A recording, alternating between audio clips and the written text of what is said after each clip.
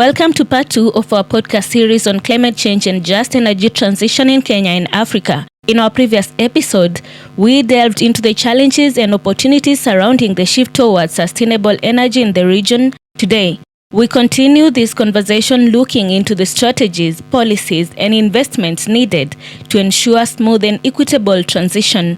Join us as we uncover the complexities of balancing energy needs, environmental sustainability, and socio-economic development in Kenya and across the African continent. This is the Green Guards podcast. My name is Regina Kimanzi, joined in studio by Amos Wamanya and Davis Osoro.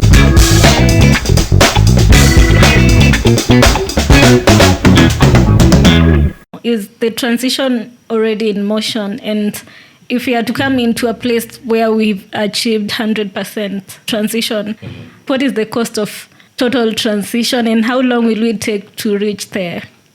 There's a number of good things that are already taking place on the continent, and one of those is during the Africa Climate Summit. We had African countries commit to increasing its renewable energy capacity from the current 56 gigawatts to 300 gigawatts by 2030. And what they looked at was, for us to get there, we need to have $600 billion. Wow. For the last 10 years, what has gone into renewable energy investments in Africa is only $16 billion. So we need to increase our investments tenfold. And that's why we are looking for all this cooperation, trying to mobilize domestic resources, but also looking for cooperation from other countries, especially historical polluters, as a way of standing in solidarity with Africans who are suffering the consequences that are not out of their making. But we also have leaders on the continent who have ambitious plans for renewables. Kenya is one of them. Rwanda. We have Sierra Leone, we have Cape Verde, and many African countries that are very ambitious on renewables. And during also at the Africa Climate Summit, there was an accelerated partnership for renewables in Africa launched. So this initiative is hosted by IRENA, but led by Kenya. So the initial countries that have signed up to this initiative are Namibia, Kenya, Ethiopia, Sierra Leone, Rwanda, and Zimbabwe. Yeah. And they want to come up with tools to attract financing for 100% renewables. What we've been doing at PowerShift Africa is we've been conducting a modeling work. What it would take, for example, for Kenya to operate on 100% renewables. Yeah. So we have modeled the capacity. Yeah. We have modeled the needs for different sectors, including at household level. It is that granular. Yeah. Even for your washing machine. Yeah. And cooking. Yeah. And we have come up with a capacity. So we'll be launching this report actually at the COP.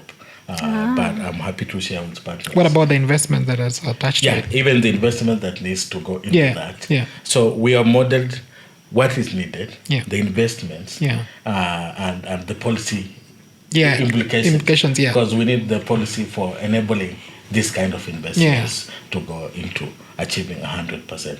And we have done that for short term, for medium term, and for the long term modeling work. So that is... And is it sensitive like to different country contexts? Yeah, we have looked at different counties actually. Oh, okay. It's very granular, and if I share with you, you'll be able to understand what I'm talking about. Okay. Sector-wise, region-wise, it's Yeah. very granular. It has even modeled the capacities for wind and solar for different regions. We have assumptions that we made within the report, including areas that we have excluded. For example, if you have a national park with a huge potential for solar, we might not consider that as part of it because they're not going to cut down trees to build solar. Yeah. So all these assumptions have gone into the report. And we have not just done for Kenya, we have done for initial 3 countries, Tanzania, Rwanda, and we are looking for another 3 countries. And this is to showcase that it's possible for Africa to thrive on 100% renewables. There are those who talk about base loads and things, but the technologies are shifting. Right now, actually, our electricity system could be built from below, where we have different decentralized systems being joined together and forming now the wider system that serves the rest that do not produce. The only thing is we need to develop enabling policies. And that's the work we have embarked on. In my introduction, I talked about policy engagements to be able to facilitate policies that are enabling for action. But the biggest conviction is Africa needs to own its destiny. Yeah, now speaking of that, and speaking of policies, of course, for anything to happen in any country, there has to be like that political sort of backstopping. Yeah. And things like, there are quite a number of countries, actually across the continent, especially in Western Africa, Central and Western Africa, that are, of course, oil endowed. That still have that potential. Some just discover their oil. Some have some significant reservoirs that they still need to produce for quite some time. So I don't know in terms of like that reception for being part of this bandwagon, to sort of move away from fossil fuels. How is that being structured in terms of when can you stop exploiting and when do you... And how is it that balanced out? I have a friend who lives in Nigeria. And they say all the time the generators are running. Actually, there's a lot of generators in Nigeria.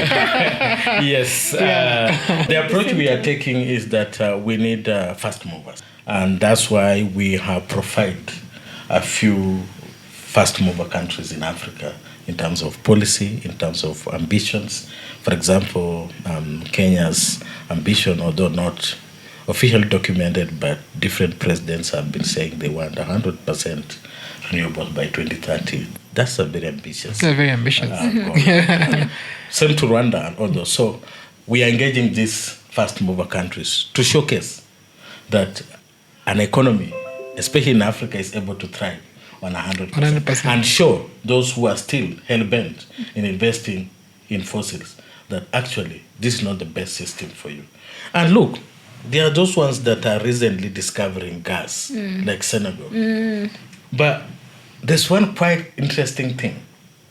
You see, when Europe realized that they were dependent on Russia, and they wanted to win off Russia's gas because of Russia's invasion of Ukraine, they started looking elsewhere because they realized, oh, we are in an energy crisis. Yeah. Africa has been an energy crisis for all this time. No one was coming to help us develop our gas industry. But because Europe is in a gas crisis, the Chancellor of Germany, the first trip to Africa, he stops in Senegal, Scholz, and tells Senegal, I have a few coins to invest in your gas. But this gas, is it for the Senegalese people? There's special interest there. It's quite clear. Yeah. We need to stop the extraction of this continent and the exploitation of our people and of our communities and of our landscapes and of our ecosystems. These new planned fossil fuel developments on the continent are just meant to service others' interests. Yeah, the multinationals. Look at the East Africa crude oil pipeline. Where does it end up? At the coast. That tells you this oil is not for the people of Uganda. It's not for the people of Tanzania. Mozambique, gas, is not for the people of Mozambique. So it's high time Africa actually realize what are the interests of our people and how do we meet this interest? Where do we find resources to be able to put into systems that are going to service our interests, not others. For a very long time, we have serviced the interests of others. It's time for Africa to service its own interests. Yeah. Before I forget to ask this question, you mentioned that we should stop the extraction as Africans. But my question will be then, what is the alternative? Where do we get the alternative? That's part one of the question. And part two of the question is, you talked about, I think that is in climate finance. Can I take you that side? Yeah, sure. Okay. Just as we talked about loss and damage, also climate finance was a solution towards climate change to help developing countries mitigate their impact. So how do you propose, because I feel like it doesn't work right now, climate finance, like previously there are 100 million US $100 billion, it yes. was never given. It was pledged, but it was not given. As much as countries are signatories to this Paris agreement, how do we hold them accountable that in the spirit of just transition, they are causing this? How do we hold them down that if you pledge, you actually fulfill the pledge? Yes, I will start with the extractive question. The thing is, what I meant was that the system that we have is extracting Africa, but not stop producing our minerals for the transition. But on that point, Africa lacks an industrial policy. Africa needs to develop an industrial policy where the equipment, for example, that is being used in the transition, be it the solar and the cables, much of the minerals that are used to produce these equipments are on this continent. 40% of transitional minerals are found in Africa. And Osoro will tell me that because he's been in the sector for quite some time. But why do we extract these minerals, take them elsewhere, produce the panels, and bring them back at a very high cost? Why can't we have a policy that stipulates that these minerals can only be used to produce equipments within here, so that those industries that are based elsewhere, they deindustrialize and come to Africa, so that we create our own manufacturing hubs, we create our own hubs of producing the technologies. We do not have to import the technologies. We have the required resources to produce these technologies. Yeah. So why can't we create this club of, let's say, critical mineral producers, so that we have a stronger negotiating position when it comes to engaging the external world? And you mentioned about climate finance not being able to be fulfilled.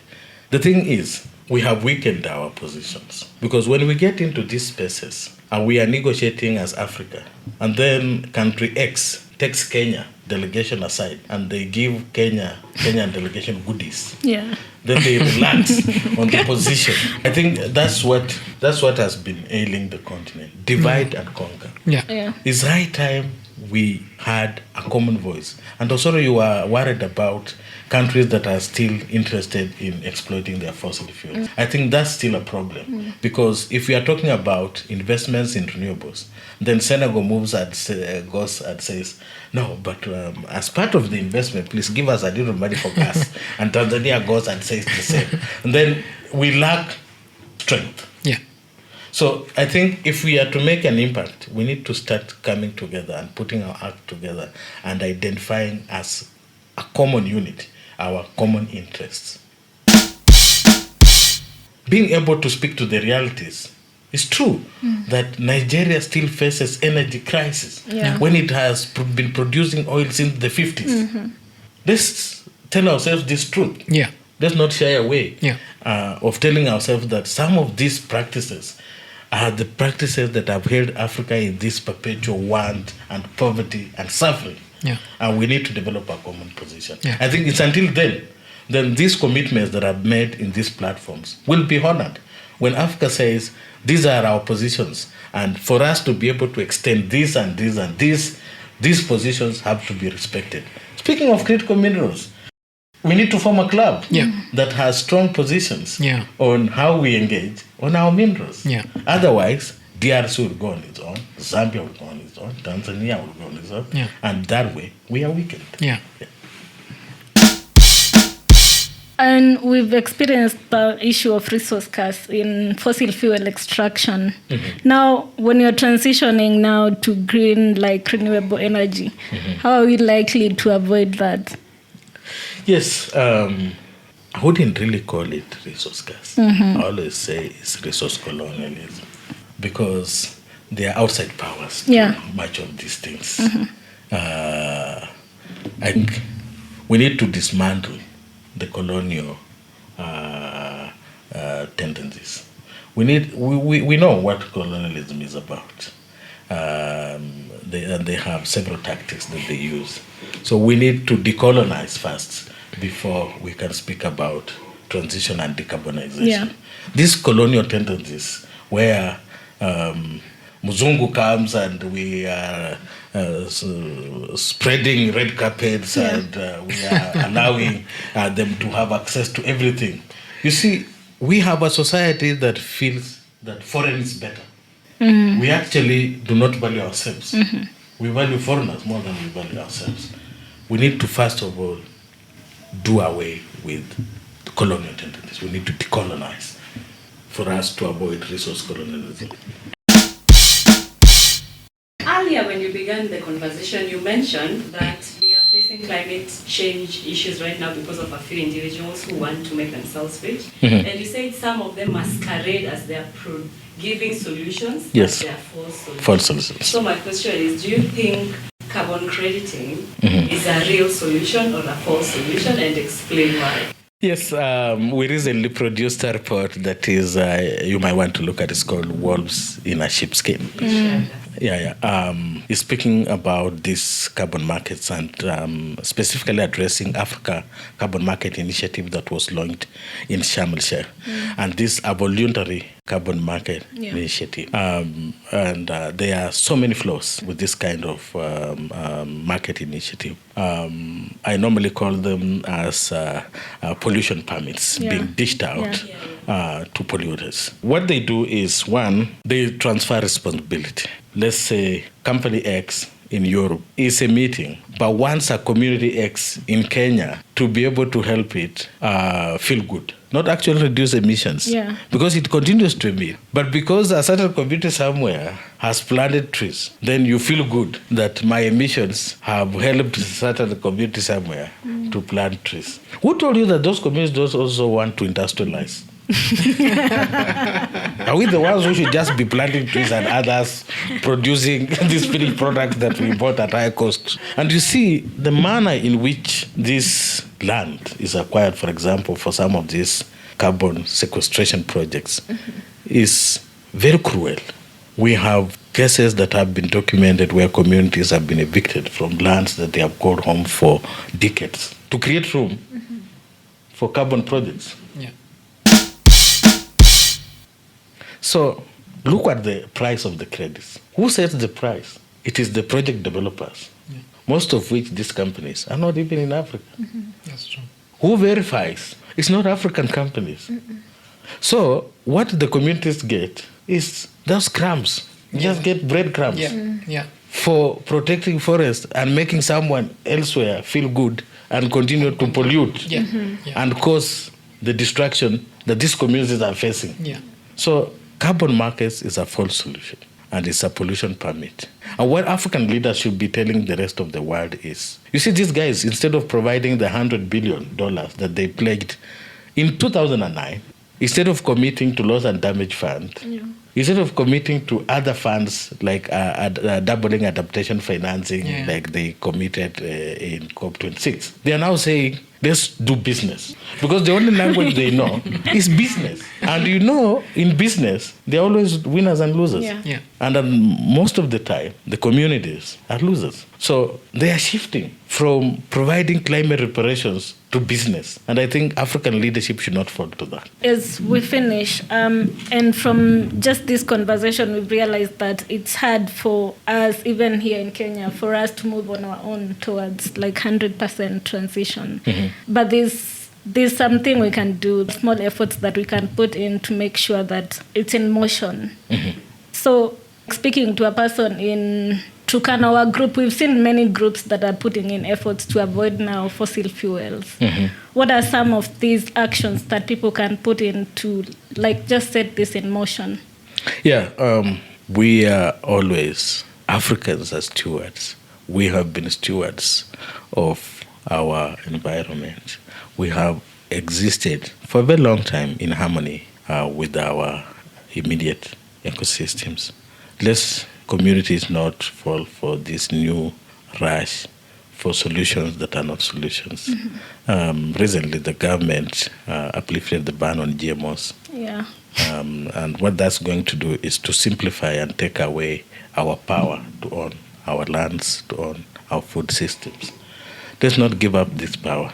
Let's not fall for the thinking that foreign is better than what we have been practicing and what we know, and fall into the trap of embracing what is foreign. Our indigenous practices should be continued and deterred and distracted. Let's continue protecting the ecosystems as we have always done. African people are always known to be people who are nurturing, who are caring. Let's not fall for the call to be individualistic. You see, in African community, we are very much a sharing community. Your neighbor's problem is your problem. Yeah. But that's being taken away by the capital world, that we have to find what are we getting from every action. We have to profit from every action. Let's move away from that. Let's continue embracing collectivism, that community. Let's continue being the caring Africans that we have always been. Let's not be greedy to amass wealth that is not beneficial, that is destructive. Yeah. Because when you look at the world right now, we are suffering because a few individuals, a few countries have amassed filthy wealth at the expense of everyone else. Yeah. And they are not stopping at anything. They want to continue to expand. They are being expansionists. Africans are not. Let's continue being the caring people. But we should not do that naively. Let's stay awake and let's organize. Let's organize in our small groups. I see young people coming together and forming movements. Let's come together as communities to push back, because the enemy is here. There is a current dash for Africa's gas and our resources. There are so many interests that are salivating at our resources, including our water, our land, and our heritage. Let's guard it selfishly. But we can only do that if we organize. As far as Green Guards go, I think you tick most boxes, like almost all of them, and we are very happy to have had you here today. For our listeners, they will gain so much information by just listening to this, and we hope maybe we can have you again some other time. Yeah, always a pleasure. You see, this conversation, we can't stop it. We need to talk. We need to organize, and we can only organize when we have such conversations. Yeah. So let's plan regular regular sessions where we can speak to different issues that affect our continent and how we can make this continent a home for us. Yeah. Yes. Yeah.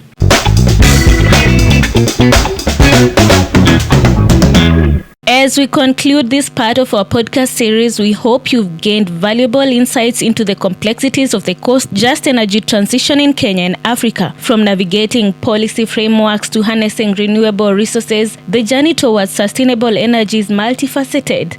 Join us in the coming episodes as we further conversations into innovative solutions and collaborative efforts driving positive change in the energy landscape. Remember to subscribe for future episodes, and thank you for listening. Goodbye and see you soon.